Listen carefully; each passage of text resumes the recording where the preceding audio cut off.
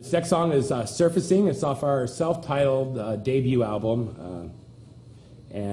Basically, it's been our outro song to every live show we've played since we wrote it in '97.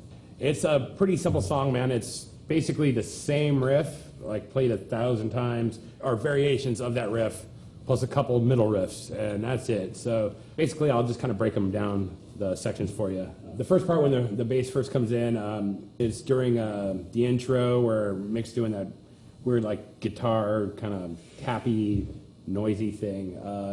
The riff is just basically the open B and the first fret, which would be the C note, just like a different, I don't know, it's like open B, you hit the C and you pull it off. And basically I just go along with Joey's kick drum, and here's how you play that.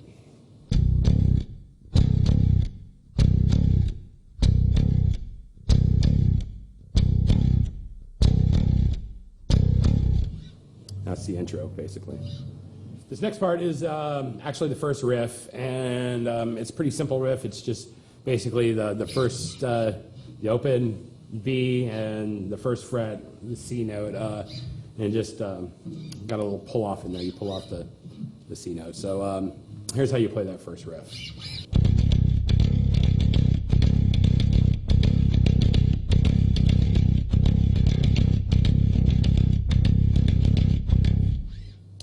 Okay, here's the first verse.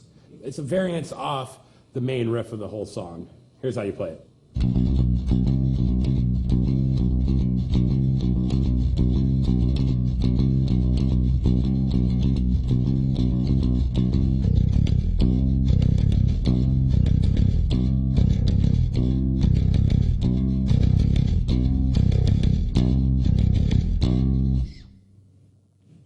Okay, here's how you do it slow.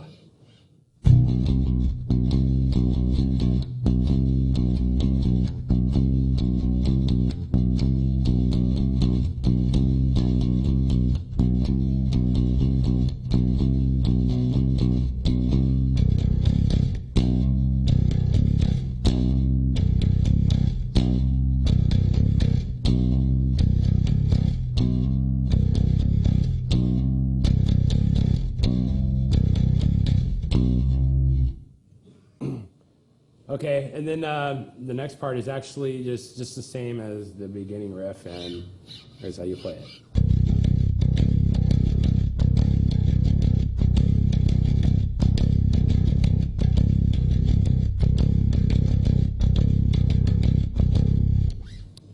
Here it is, slow.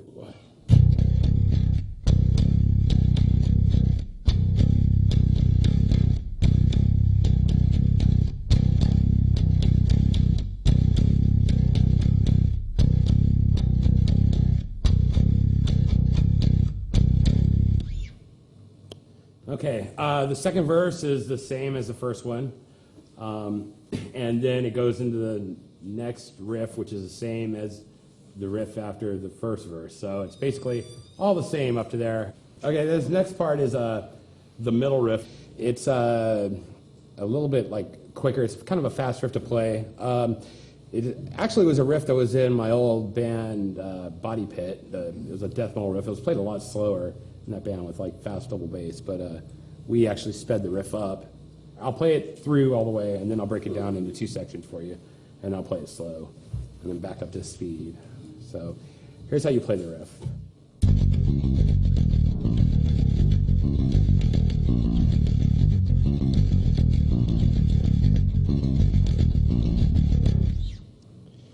Okay, it's basically the riff is it's just two little 8-note patterns, and it's pretty simple to play when you break it down. Starts here on the 7th fret, or excuse me, the 8th fret. And it's kind of a chromatic thing. It goes 8, 7, 6. You go up to the next string and you play 7, 6 on that, and you go back down to the B string and you play 8, 7, 6 again. That's the first section. Second half of the riff is basically another 8-note kind of pattern, and it's like a chromatic thing too. And it's basically starts off on the 4th fret, and you go 4, 3, you move down up to the move up to the second string, and you hit 4-3 again, and then back down 4-3-2-1. And so here's that slow.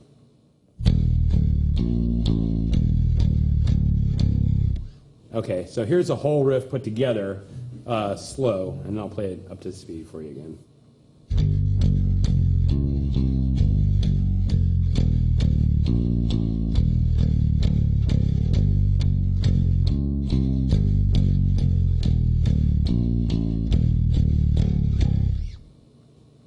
Okay, here it is, up to speed.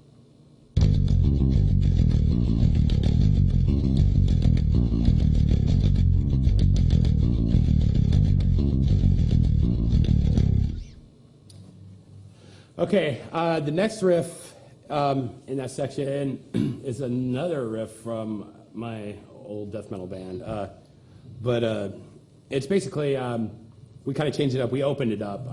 It used to be like a muted, kind of chunky, heavy riff too, and went with that other riff before. But just basically 2 notes per string kind of thing, and it goes like this.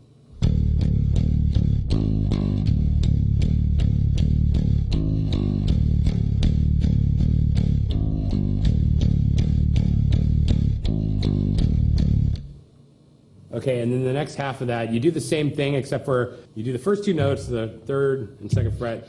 The next key, you hit an octave higher, and then it's basically the same riff after that. So it's basically, it's like this.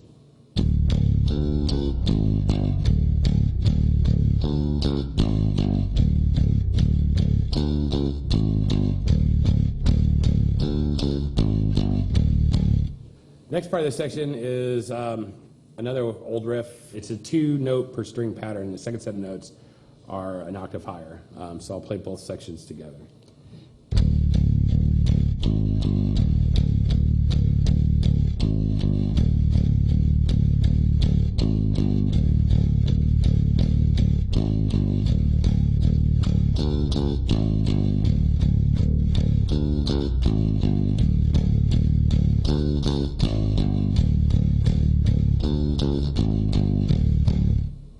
Okay, this last part of the song is basically the same part as the intro to the first verse, and then it goes into kind of like a riff that I play over like a tom part that Corey does some vocals on, and then it does the same main riff that's played throughout the song, and it goes that way to the end of the song.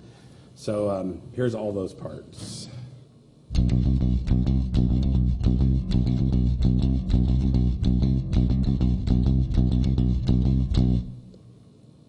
Here it is, slow.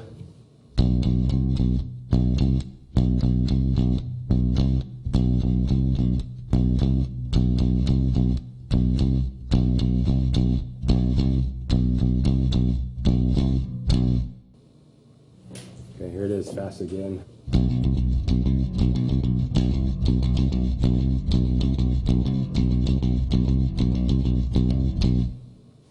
Okay, this next riff is like a little, it's a bass kind of like riff that goes over the tom drum part thing, and Corey does some vocals over it, and it does a little like a kind of little fill at the end, and then it goes into the last riff, which is basically the same riff we've been playing through the whole song.